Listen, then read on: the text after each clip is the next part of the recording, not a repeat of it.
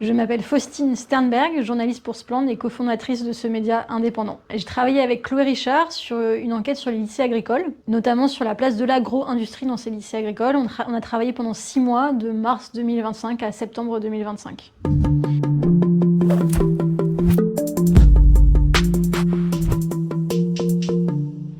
Nous, on a demandé à la préfecture, on a demandé à la direction régionale de l'agriculture, donc au ministère de l'Agriculture. On a demandé à ces lycées même, on a demandé finalement à plusieurs interlocuteurs d'avoir accès à la composition des conseils d'administration. Et on s'est vu opposer des refus systématiques. La commission d'accès aux documents administratifs a donné un avis positif qui n'a pas été suivi par le ministère de l'Agriculture ou par la DRAF.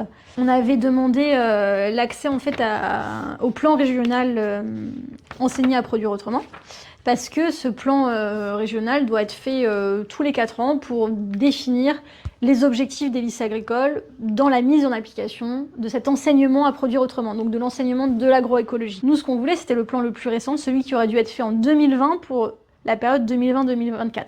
On n'a pas pu le trouver en ligne, on l'a donc demandé à la direction régionale de l'agriculture et de l'aménagement de Bretagne, qui nous ont dit qu'en fait, il était en mode brouillon depuis 2020. Et la CADA a effectivement bien précisé que constituent donc des documents administratifs, notamment des dossiers, rapports, études, comptes rendus, procès-verbaux, statistiques, circulaires, notes, réponses, correspondances, etc. En fait, ils ont bien précisé que cet argument d'état de brouillon ne suffisait pas et que la DRAF Bretagne devait fournir ce document, ce qu'elle n'a pas fait, clairement.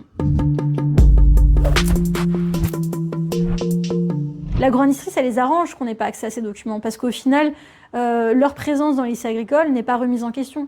Et ça nous interroge, nous, que du côté du public, du côté des institutions, on reçoive une telle obstruction, on reçoive de telles oppositions, de telles remises en question. Il y a une sorte de suspicion vis-à-vis de la presse qui est inquiétante. Aujourd'hui, on appelle tous les citoyens à soutenir la presse indépendante.